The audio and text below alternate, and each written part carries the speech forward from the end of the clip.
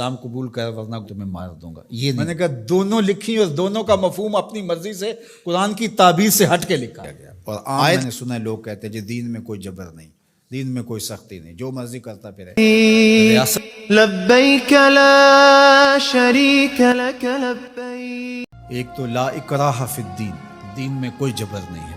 جو مفہوم یہ لوگ لیتے ہیں، ہمارے پاس صدر اول سے لے کر آج تک قرآن مجید کی آیات کی تفاسیر موجود ہیں، احادیث موجود ہیں. لا اکراہ فی الدین کا مفہوم آج تک کسی نے وہ نہیں لیا جو اس دور کے لبرلز اس کا مفہوم لیتے ہیں اور زبان زد عام کر دیا گیا. اور عام میں نے سنا ہے لوگ کہتے ہیں جی دین میں کوئی جبر نہیں، دین میں کوئی سختی نہیں، جو مرضی کرتا پھرے. ریاست کی رٹ موجود ہے، دین کی رٹ موجود نہیں. یہ کیا بات ہے؟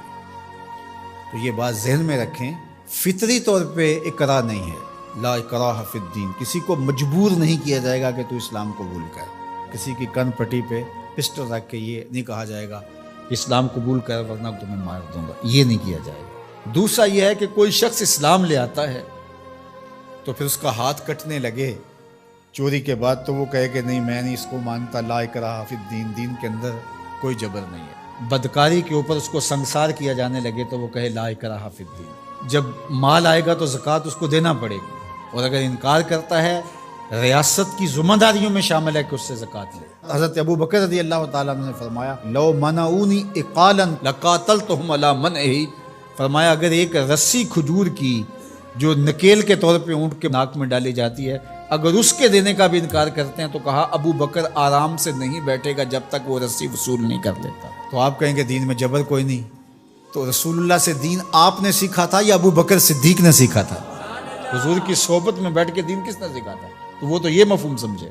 آپ کی ریاست کی ریٹ ہے تو دین کی ریٹ کیوں نہیں؟ تو چند اردو کی کتابیں پڑھ لینے سے یا لبرلز نے جو صغرے کبرے ملا کر کے خود ساختہ تشریحات دین کی اب کر رکھی ہیں اور وہ کچھ لوگوں کو بڑی اچھی چیزیں لگتی ہیں، تو وہ دین کا نیا یہ ایڈیشن، یہ اسلام نہیں ہے. اسلام دو نہیں ہے، اسلام ایک ہی ہے. وہ صدیوں سے وہی اسلام ہے جو محمد عربی لے کر تشریف لائے صلی اللہ علیہ وآلہ وسلم. تو ایک بات یہ ذہن میں رکھیے گا. اور دوسری بات جو اس ججمنٹ میں لکھی گئی، فیصلے میں، وہ قرآن مجید کی تحریف کی گئی تھی اور وہ محرف نسخے تقسیم کیے گئے تھے. یہ سارا فیصلہ جس پہ ہوا ہے، اور 5000 روپے کے اسٹامپ کے اوپر ہی ضمانت دے دی گئی.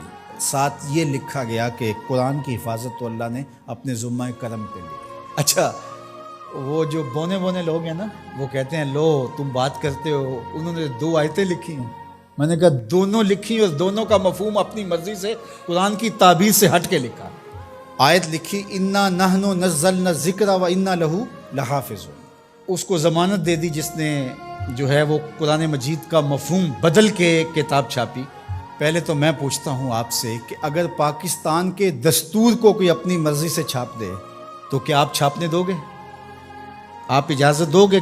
کوئی بات نہیں، اپنی مرضی سے. اس کو آزادی اظہار کا اتنا حق تو ہونا چاہیے. چند لوگوں نے سر جوڑ کے جو قانون وضع کیا ہے اس کو اس ملک کا کوئی شہری اپنی مرضی سے تبدیل نہیں کر سکتا، اور اگر کرے گا تو قابل مواخذہ جرم ہوگا. تو رب کے قرآن کو کوئی اپنی مرضی سے کیسے تبدیل کر سکتا؟ اور پھر یہ کہا جائے کہ اللہ نے قرآن کی حفاظت اپنے ذمہ لی ہے، آپ خواہ کی ٹینشن کیوں لے رہے ہیں؟ میاں اگر یہی بات ہے، اس کا انکار نہیں ہے کہ اللہ نے قرآن کی حفاظت اپنے ذمہ کرم پہ لی ہے، لیکن اس مفہوم کو نہیں لوگ سمجھ پائے کہ جو اللہ کی ذمہ داری ہوتی ہے اس کے ظاہری نظام کیا ہوتے ہیں. اللہ تعالیٰ نے قرآن مجید کی حفاظت اپنے ذمہ لی نا، لیکن جب لوگ مختلف قراتوں کی طرف جانے لگے تو سب سے پہلی فکر کس کو ہوئی؟ حضرت صدیق اکبر، حضرت عمر، حضرت عثمان غنی رضی اللہ تعالیٰ. انہوں نے قرآن جمع کیا نا. تو کیا یہ آیت انہوں نے نہیں پڑھی تھی؟ تو جب لوگوں نے آ کے کہا کہ معاملہ خراب ہوتا جا رہا ہے تو قرآن کو جمع کیا جائے تو یہ بھی آیت پڑھ دیتے، انا نحن نزلنا الذکر و انا لہ لحافظون، اور بات ختم ہو جاتی اور یہ اتنا کچھ نہ کرتے. لیکن وہ جانتے تھے اس نے حفاظت اپنے ذمہ کرم پہ لی ہے اور ڈیوٹیاں ہماری بھی لگائی. تو اللہ تعالیٰ جل شانہ کا نظام ہے، اور اس نظام کی ظاہری تنفیذ کے لیے ہوگا کچھ نہیں قرآن مجید کو، لیکن ہمارا امتحان ہے کہ تم نے کیا کیا. اور یہ آیت لکھ کر کے ایک اعلیٰ عدالت کے جج کے فہم اور دانش اور ان کی عقل اور ان کے دراک کو داد دینے کو جی چاہتا ہے. کتنے سادہ لوگ ہیں. اور قرآن مجید کی 2 آیات لکھی اور اس کا جو مفہوم تھا بالکل اس کے ہٹ کے استشہاد کیا. اور ختم نبوت کا مسئلہ کوئی عام مسئلہ نہیں ہے، اس لیے ہمارے ذمہ داران کو سوچنا چاہیے.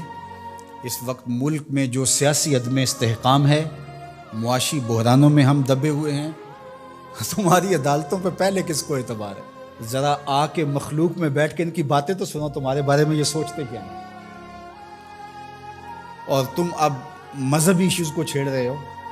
اور پھر شریعت کورٹ موجود ہے، یہ فیصلے ان کو دو تاکہ وہ صحیح طریقے کے ساتھ ان فیصلوں کو نپٹائیں. ہر چیز اپنے ذمے لے لینا اور پھر تماشا بن جانا جس طرف ملک کو لے جایا جا رہا ہے.